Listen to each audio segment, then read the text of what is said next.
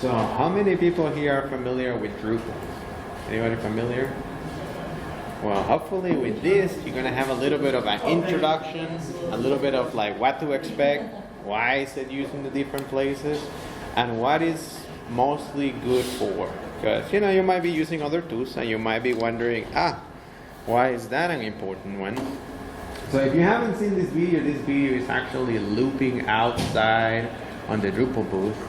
So approach the Drupal booth, feel free to talk, pick up a teacher, do a couple of different things. That's gonna be nice, and meet some of the Drupal community locally. Now let me move on to the next one. So the reason I submitted this one is because this session is a bit of a case study, as well as let me digest Drupal for you and tell you why it matters. Because you should know, if you're gonna have a tool such as this on your company or something else, why it could make a big impact. And why the tool that you're currently using maybe is missing out some of those features. So who am I? My name is Bernardo Martinez. I work as a senior front-end developer at Voltis. Voltis is a cybersecurity agency that also does digital services, and I'm on the digital services division for it. So we mostly do government contracts, so they're a little bigger. Not necessarily higher ed, but we've done a couple of other things on this side as well. So let's get started. First, I want to thank the sponsors, because Scenic City wouldn't be here without them. And luckily we have a lot of the companies downtown showing up for at Scenic City, and that one is, it's important to have their support, and why not? So what is Drupal? Drupal is a free and open source content management framework, and that's coming in from their Drupal.org website, and why not? But what you should take out of this is that Drupal is a data storage system. A data storage system for anything that you need. It specializes on CMSs and it specializes on open source. But really think about it a graphic UI way of storing information. And I will show you that in a minute. So, why you want to use Drupal? You want to use Drupal because Drupal to me is a multi-tool. Some people compare CMSs to like Legos because you have building blocks, and people compare Drupal to a Lego set, and that's fantastic because you could start with one, with two, make different things out of it.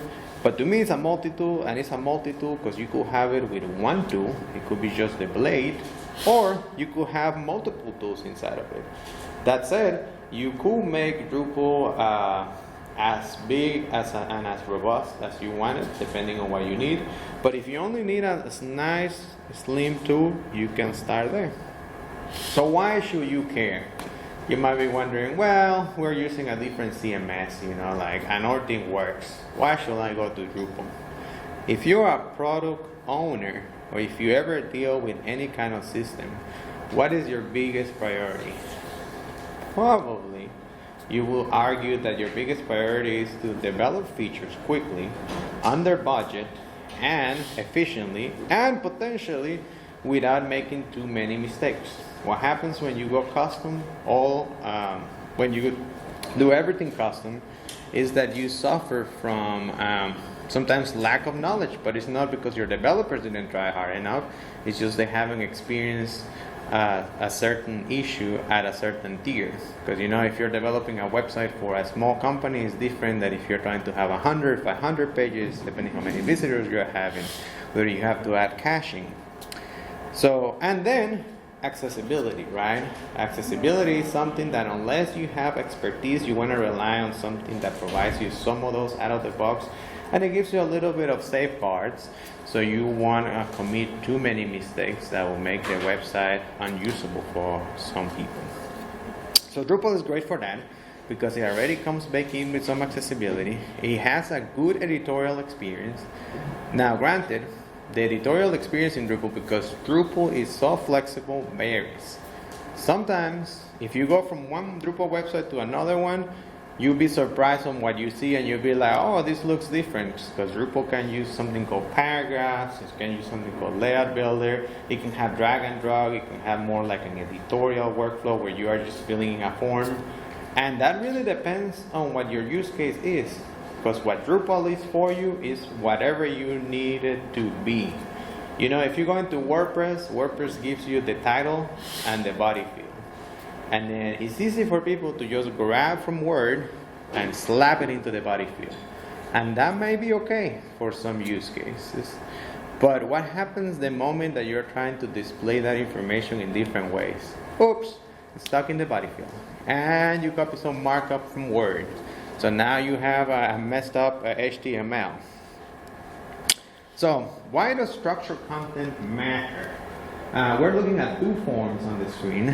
One of them is still a Drupal form, but it's very similar to what you will see with WordPress and maybe other CMS systems. You have a title for the page and you have the body field. Now the body field is the equivalent of using potentially Word.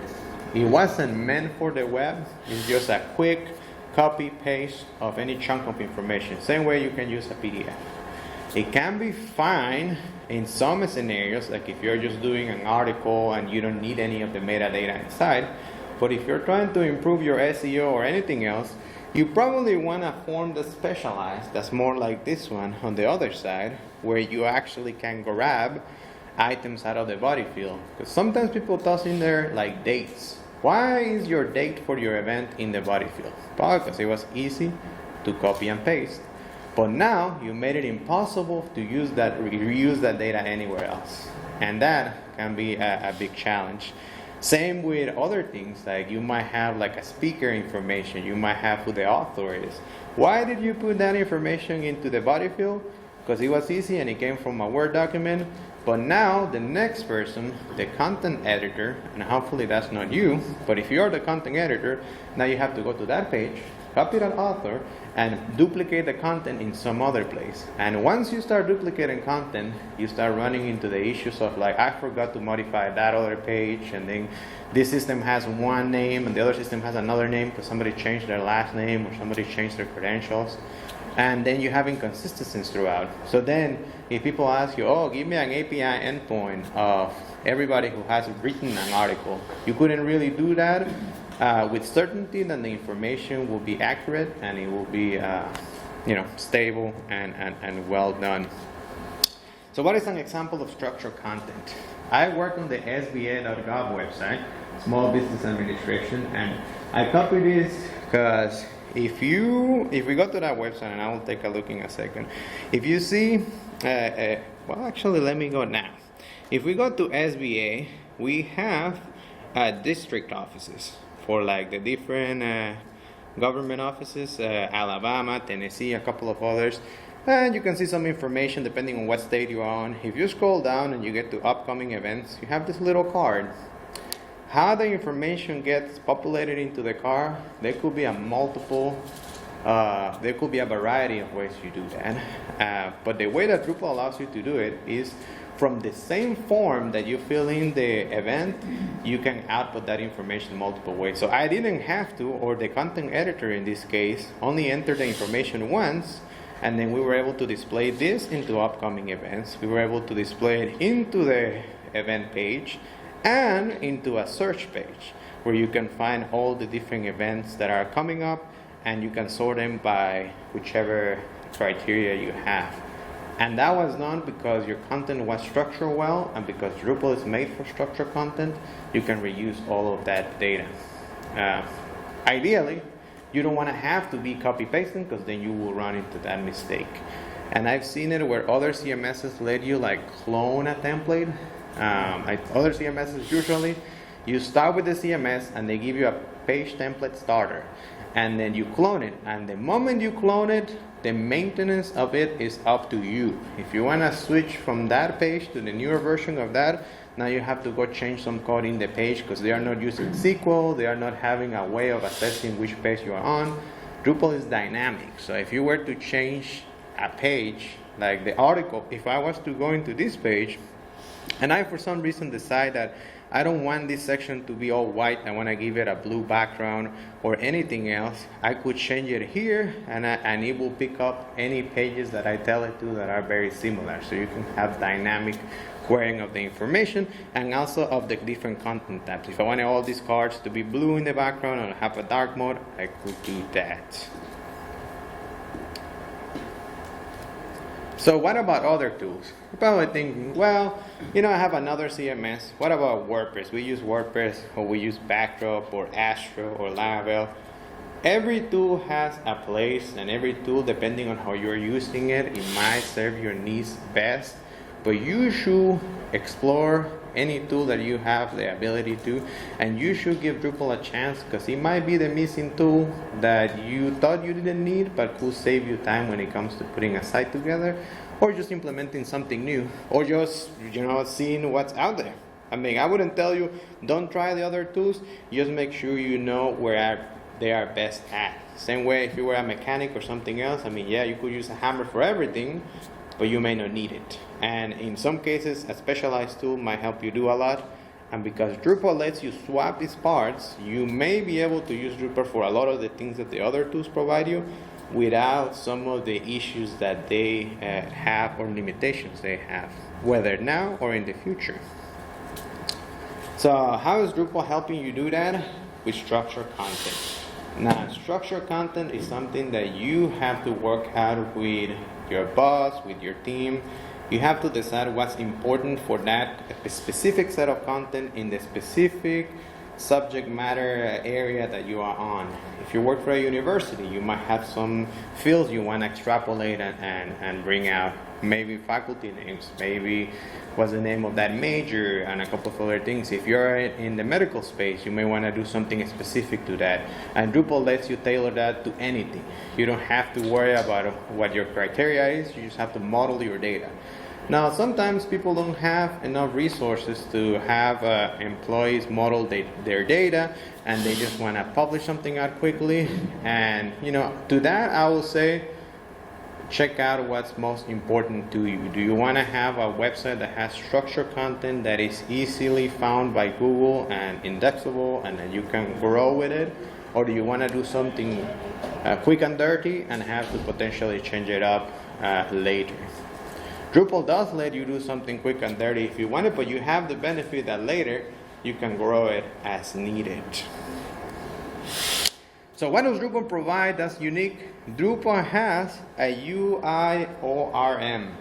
I don't know how many of you are familiar with an ORM, but it's an object relational mapper. Basically, a way for you to skip creating raw SQL queries. If you don't know, or even if you know, SQL queries can be dangerous. You make a mistake and you don't filter the information you're passing over, and somebody could drop your database, they could try to hack onto it. So there's been for a while in the web an abstraction that you do to actually pass the request from your form or anything else into your database to avoid a SQL injection or any kind of thing like that.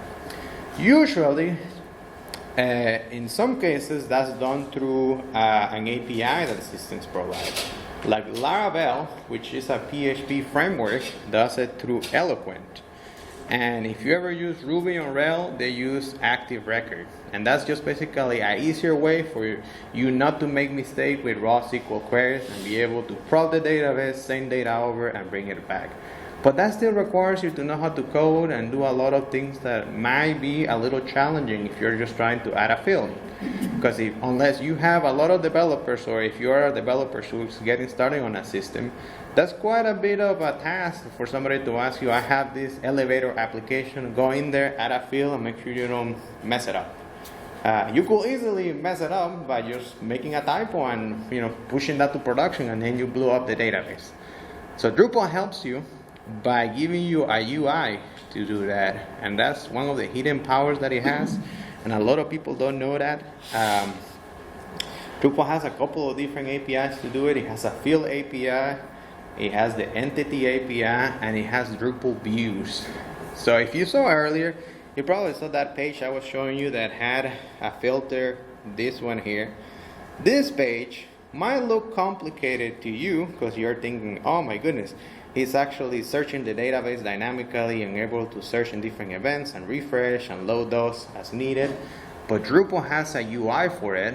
It's not the easiest UI, I won't lie to you. Drupal views can take a little while to learn, but it's way easier than you having to poke at the database with either SQL queries or with Eloquent and having to be like, okay, give me the 25 results. Oh, I have to learn how to do a left join on the SQL table, a right join. That stuff you forget all the time. I forget it all the time. I'll be like, ah, damn it.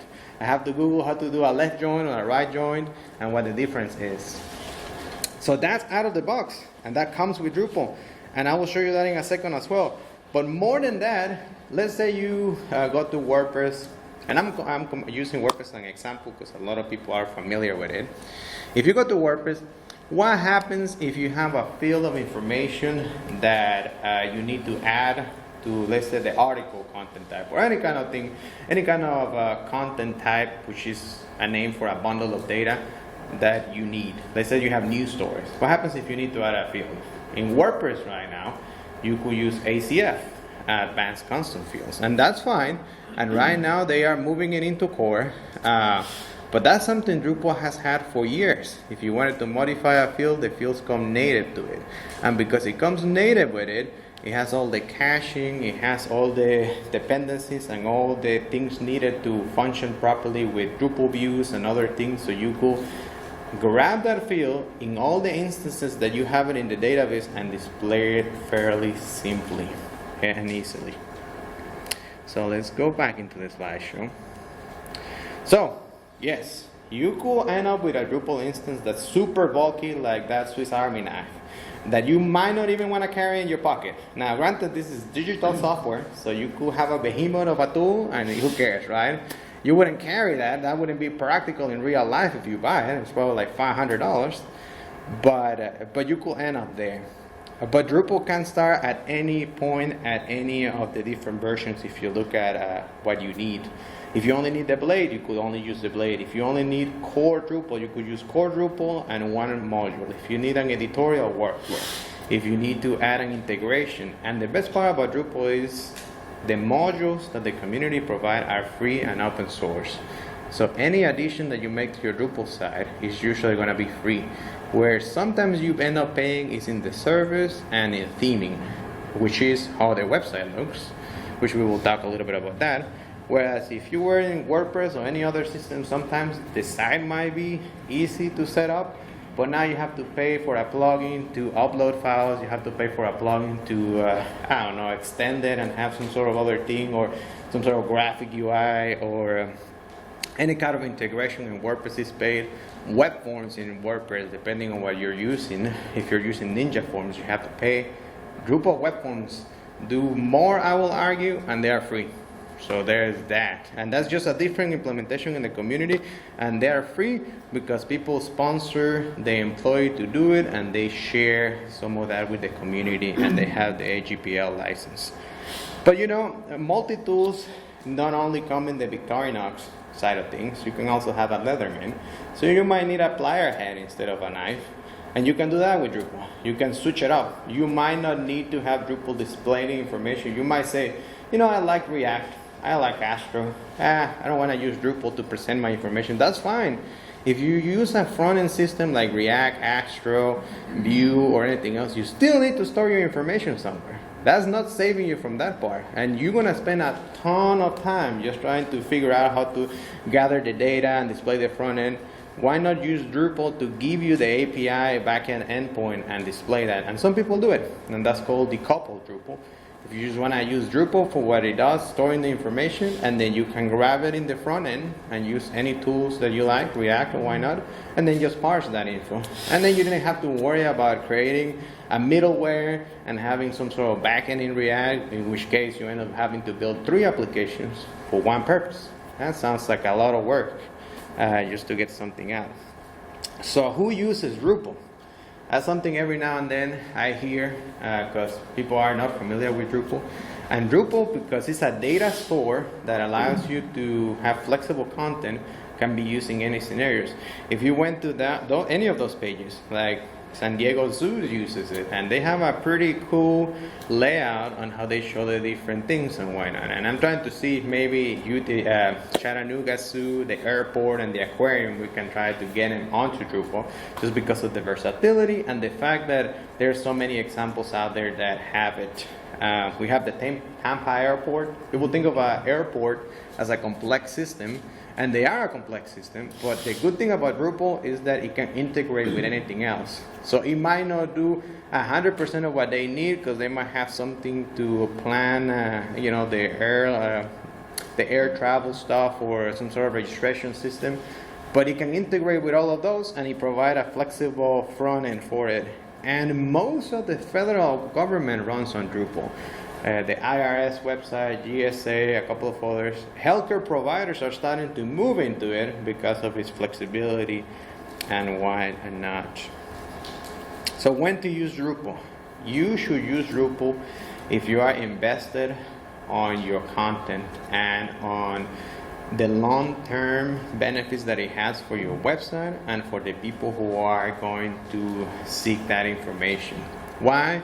Because when was the last time for the website that you manage or that you own, you went into it and looked at the information and planned it as you probably should? Because if you left the information on the web for longer than a couple of months, that information might need a refresh. You don't want to have dead links. You don't want to have something out there that's incorrect. A lot of websites still have COVID information that's outdated, but they never got to it. And if you see it, sometimes it's like, damn, they haven't checked this site in 3 years. I guess somebody don't care about this website much. But that happens, and it happens because sometimes people don't prioritize the content, and they just want to have something in the web. So if you're a small business who is only trying to push something in the web, push something quickly, dirty, and never gonna check it, never gonna have it updated, don't want to ever touch it again, you may want to use something like Astro or something that's safer, because this has a database. So the problem with any system that has a database is that it allows you to query the data, it allows you to do a lot of powerful things, but you have to keep it updated. And keeping something updated means having potentially a contract with somebody outside of your company or somebody inside of your company, making those updates and ensuring that your data stays safe and relevant. If you don't care about that, then you can use something else. Also, if you want to use the latest CSS, JavaScript, and HTML, and I probably mentioned that in a second as well, because at UTC they used to have a different content management system called OU Campus, which is now Omni Updates, I think. The problem with that system is that it works well once you set it up, but if you want to create a new page and the new page has new branding, you have to go page by page to rebrand the old pages to actually make them look like you want it. You couldn't do stuff dynamic, because every page generates an HTML file, and the stuff is sort of dynamic. They try to sell it to you like that, but it doesn't have a SQL database. So that has certain benefits when it comes to staging and doing a couple of other things, but not really for dynamic content and not for keeping information up to date if that's the main site that you have and the main source of information. So that can be a challenge. When accessibility and security are top of mind, Drupal has a security team, which I think WordPress now does a little bit.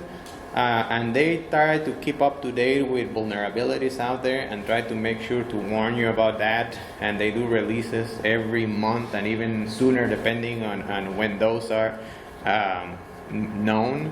And so if you keep your website up to date, you should be farther away from the majority of websites that never get attached and get hacked more easily.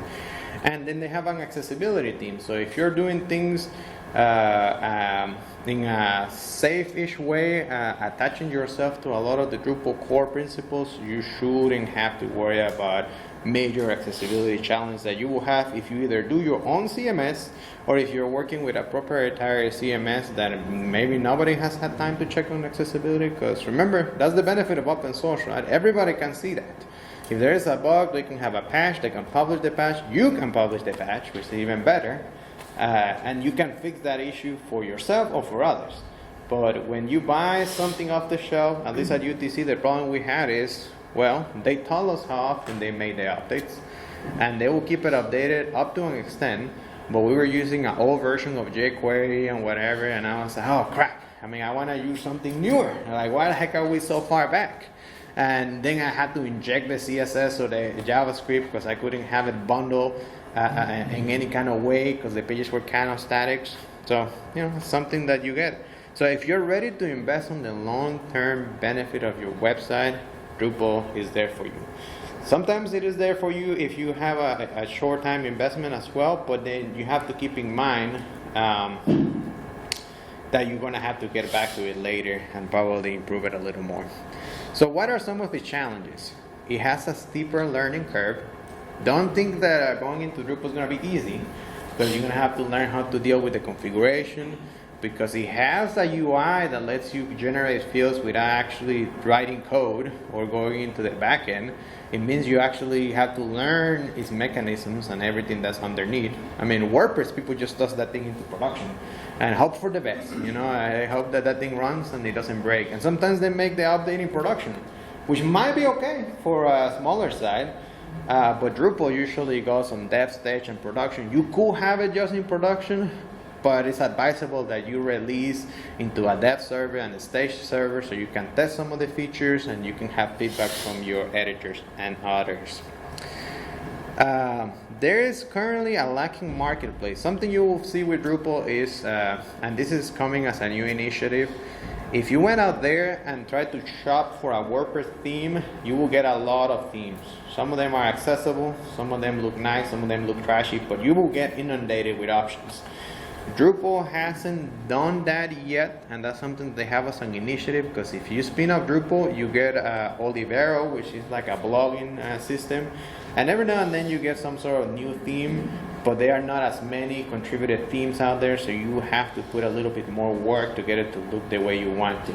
But once the marketplace comes in, which is going to be probably later this year, maybe early next year, you're going to have options so you can pre-buy the stuff, kind of like you do with WordPress, but with all the power that Drupal has and that brings onto the table. Let me add that Drupal has a theming layer, so you don't actually write PHP. Whereas in WordPress, if you've ever done WordPress, you have to go into the WordPress files, unless you're using Timber or something like that, and then actually mess up with HTML and PHP on the same file, and that can be a little hairy. Drupal uses Twig, which comes from Symfony, and that lets you separate your concerns a little more, and so theming can be its own set of concerns. Kind of it is for Astro.js and others. Drupal may require at least one developer, because it has a bigger complex, a larger and more complex system than something else. So if you don't have somebody in mind, or yourself are not going to do any of the development of that, keep that in mind. If it's for a niche business until the marketplace comes out, it might be a little bit too much to ask for. So let's take a look at UTC.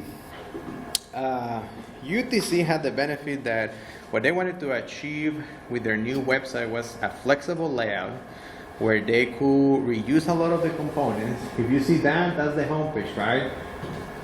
But the thing when I got to UTC is that the homepage had a layout, and the about pages at UTC, each one of them was manually made and had their own little layout. That creates a lot of inconsistencies in the experience for students and faculty, and also it allowed them to create a farm link. If you're not familiar with a farm link, that's when nobody agrees on what link to put, and then just toss links into a web page, and then you're like, oh my goodness, there's 50 links on this page.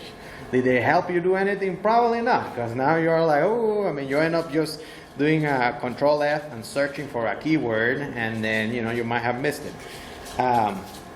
So going into Drupal allowed them to actually have this hero here on top of the page and make it reusable, so we could use it in different places, for the different colleges, for the different departments, have cards. Some of the cards are made on the page, depending on whether they need that, and some of the cards are pulled dynamically. Like faculty and staff you don't really need to input the same faculty member 50 times, because why would you, right? But sometimes faculty are listed in more than 2 departments. So Drupal actually queries the database. If you go to the Department of Chemistry or the Department of Math, and for whatever that teacher teaches at both, is the same name, is the same data coming into both of them, and making, you are saving yourself some time having to edit multiple places. Unfortunately, and unfortunately at UTC, and I know this is the case with a lot of higher ed, it'd be great if we could plug into the authentication system and then just get that out of your employee record. But that system is all as hell. Like, we couldn't really plug into that because they were like, the API is dead, and we haven't touched that in 20 years. And we were like, whoa, so you're going to give me like, half-baked data that I'm going to have to massage anyway. So let me have people at the actual departments enter the information and make them deal with some of that information themselves.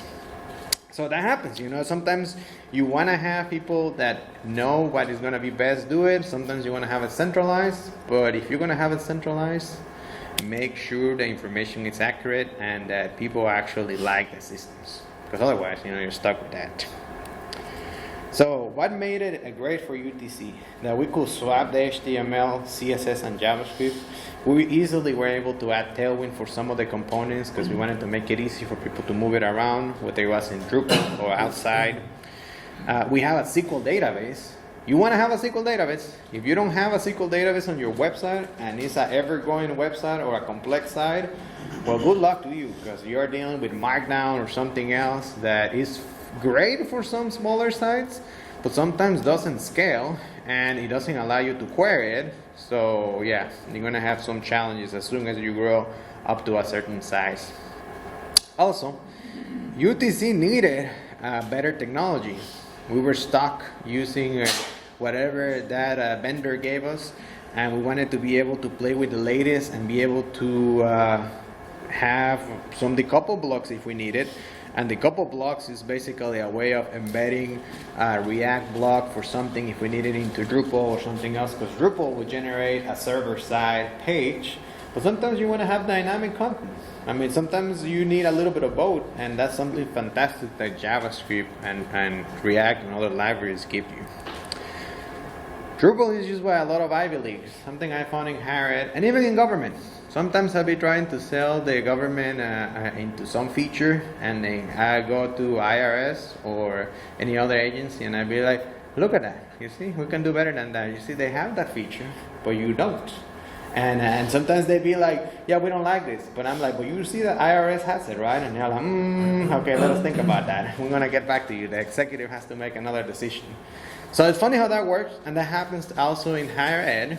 If you tell, UTC tends to compare itself a lot to UTK because they are our biggest sibling. But the problem with UTK is I tried to reach out to the UTK IT team, and whoever's over there, their marketing team wouldn't let their developers talk to us because, UTK is all about recruiting, and they compete with UTC, and in some cases, sometimes they steal some of the people from this area because they are the bigger school. So then we were like, okay, screw UTK, we're going to go straight to Georgia Tech and some of the other schools, and we did. And we actually have some connections, and we still have them at Georgia Tech, and they were like, we're a Drupal instance, we will share some of the code with you, we will give you some of the insights. So we ended up getting way more out of Georgia Tech, Princeton, Stanford, and a couple of other that are bigger names that we did with UTK, which is unfortunate. And if any of you are from UTK, well, tell them. Bring the message back. We're like, UTC is talking trash. But, it is what it is. Yeah, that was fun. And then Drupal conferences. Drupal has set itself in the US, and there's usually a conference in a lot of places. Chattanooga has one in November. If you've never been and you're interested in Drupal, come check it out. The community in Drupal makes the learning curve significantly easier for you, your business, and anybody else to break down. That's kind of how I got myself into it a little bit, because if you Google it, you're going to find a lot of results, and that's great, and you might be able to just make it happen with that. But if you go to the community, they're going to give you insights of what's coming, they're going to give you insights into the pitfall you're going towards to, because sometimes we are running into a dead end, and we don't know it, but somebody else might be able to tell you, that's a little bit of a dead end. What about this way or that way? And then they can get you out that issue in a pinch. So Asheville also has a Drupal camp, and this shirt I'm wearing is from the Florida Drupal camp, which meets in Orlando. So even if you live far away or in a different area, you can always check one of those. And sometimes they have the global one, which happened in Atlanta this year. So you can also check the Drupal one. So who should be looking at Drupal? Right now, Drupal is going through a transformation because in 2015 they released Drupal 8, and now we're in 11. And 8 was a rewrite of Drupal because they wanted to use object-oriented programming. They wanted to switch from just having class functions or whatever. They wanted to use the latest and greatest. They wanted to adopt the Symfony framework and use some of those components. And with that rewrite, Drupal had a transformation into the enterprise space. It became very complex in some sort of ways, which was good and bad because it created a little bit of a challenge for hobbyists and techno geeks and everybody else, students and faculty who just might want to get their hands on the software and get it up and running. But now we're going around that and bringing it back to the masses and making sure that Drupal is easier to use, that Drupal has out-of-the-box experiences out there, and I will show you that in a second, and some things that you can play around without having to set up Docker or anything else like that, because if you use Docker or something like that before, then that's natural to you. But if you haven't, that's a little bit of a learning curve, and we're trying to lower it to do kind of like WordPress and other systems have, so you can click it in the UI or click it to their website and then see what it's like and have your hands on it. It might not be for everything yet. The moment site templates come out in the marketplace, we're going to have a wave of websites coming in that you could buy, or you could have some of those that are free, and then they will give you 90% there. Right now, Drupal gets you probably 60% there because you still need to have your data architecture, your structured content, and a theme. Because if you don't have a theme, it doesn't matter if your data is structured well, you want it to look right, and you want to have it play well with everything else. So that's great, but how do I get started? I'm sure all of you have been wondering, you told me a lot, but what do I do with that? So there are 3 ways. Drupal Forge is a project that's open source, and I will show you that in a minute. That will let you spin up some templates that we have made in there. Actually made 3 of those in there, and I will show you a couple of those. We have the Drupal CMS launcher. The launcher is something that if you go, and I actually added the URLs on this page, and at the end I have a QR code if you want to take the slides with you. The Drupal CMS launcher lets you spin up PHP and everything in a bundle Mac application. So if you just wanted to run Drupal CMS and poke at the fields and add fields and remove stuff, and then you see how that works and how it plays, you have it all in one installer, and then you can uninstall it and remove it. You don't need Docker, you don't need anything. Everything comes pre-bundled. And then if you're a developer, we have DDEV. DDEV gives you a Docker container. So you have MySQL, you have PHPMyAdmin if you need it. You have everything that you probably will ever need to develop a website professionally and maybe move it up to a hosting system. So it really depends on where you're sitting in it. Most people, I feel, are going to either lean towards Drupal Forge or Drupal CMS to get started. But if you're ready to go full in, DDEV probably be an easy way to go. So let's see a mini demo. So if we go to Drupal Forge, and right now I'm under my user, but you could go to the main homepage. Let me do that. You're gonna see a lot of different templates in here for like Drupal and AI, because Drupal is big into AI now, and they have a bunch of integration with the different LLMs. Drupal CMS. If you're wondering what Drupal CMS is Drupal bundle a lot of the modules and community best practices into that. So if you wanted to get started with something that comes more ready to what you probably end up having if you were to bundle it on your own, that's it. But you could also start with core, which is a lot of the best practices, but it might miss some of the contributed modules and a bunch of other things in here. But for the moment being, let's go back here and let's do the Florida Drupal Camp website. And this is actually based on a real site, which is this one. So Florida has a camp and one of the guys who runs this camp is an open source maintainer, and he actually is a Drupal core maintainer for some of the CSS. And if you see the conference website, now their main site has been refreshed, so it doesn't really have any sessions. But at the time I did the template, it did. So this is actually, if you went to drupalforge.org just by itself, you could do this on your own computer. There's nothing special. I'm not logged in or anything. And you could even go to this user/Bernardo and then just have that one, which has like the templates that I made, because these 4 templates are some that I added. So now we have the site, right? And this is a version of the site that was spin up just for this right now. You could have it on your machine and you will have a clone of that. What do we have inside of there? We have the session schedule and a bunch of other things that, you know, every conference needs. If for whatever reason anybody comes to you and they're like, oh, you know, I need a conference website. You're like, well, I need something to get started. Then you probably want something like this that has the schedule, the times, the different little metadata information, what track it is and why not. The best thing about Drupal Forge is that you can log into it. Because people can show you that, right? And you'll be like, oh, that's great and all, but I want to see the backend. I want to see how that actually looks. So you can, and if you copy the credentials here, then you can log into the backend and see how that looks. So right now we're seeing Drupal from the backend once you're logged in. I'm the dev panel admin, and then you're seeing the different pages in here.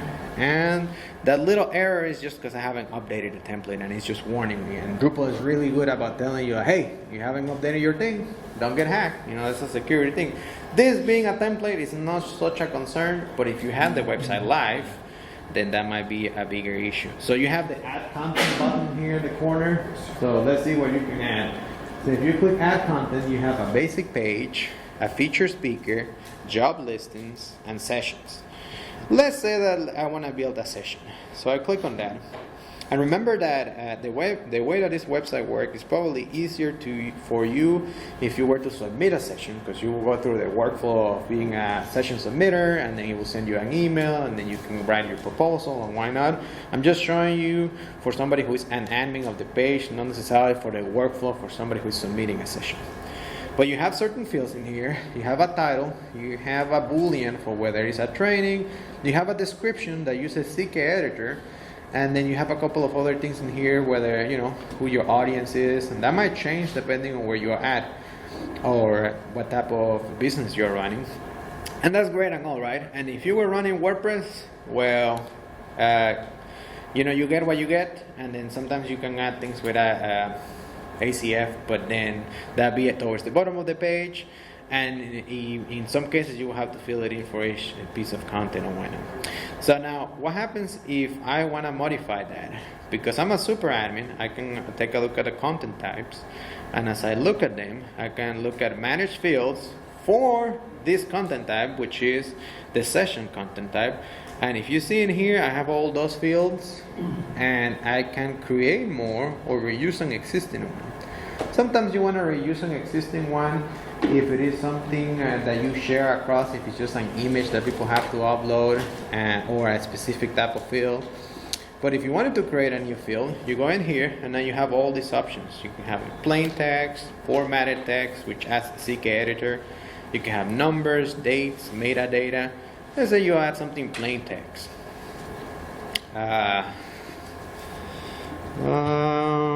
Let's say for some reason you want to call it hotel, even though that doesn't really matter.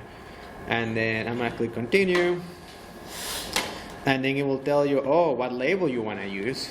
Drupal will create a machine name for you, but you can also have a label there and what length you want to use. And then you save those settings. After you save those settings, now that has been added in here. Now you have an hotel field. So what does that mean? That means from that moment onwards, any session content that you create, and even older session contents will have that field in there that you could ask people to populate and add your content in. And then you also have your view modes and display modes. And why is that important? Because usually in here's where you want to have, right now we have a default and a teaser. Here's where you want to have your default, your teaser. Sometimes you want to have your car view mode. So when you call this specific page, you can tell it for the teaser, I only need 3 fields. Usually there's some disabled down here, because why would you have the field acceptance on the teaser? And the hotel, I could just move it up and down whether I want to have it enabled or disabled for the teaser side of things. And you know, that's pretty much it. And then you save it. And then now that becomes part of your main form. So if you went to create sessions, now you will see that hotel field in here. And you're good to go. And now this field, you can use Drupal views to actually, let's say you wanted to have every node, and Drupal called node the bundle of data. If you wanted to have every session entry that has the hotel displayed or that has something specific to that, you could parse it by that from within the UI without having to go and write custom code. That's something unique that I haven't seen other systems do, because Drupal, it will be complex probably at the beginning, but it will allow you to do a ton out of the UI. And I think we're starting to get out of time. So to wrap up, this is DDEP. This is what I was telling you. If you're a developer and you are not using a Docker-based system for WordPress, Drupal, DDEP does more than just Drupal, but it's the recommended way of spinning up a Drupal version. I encourage you to check it out.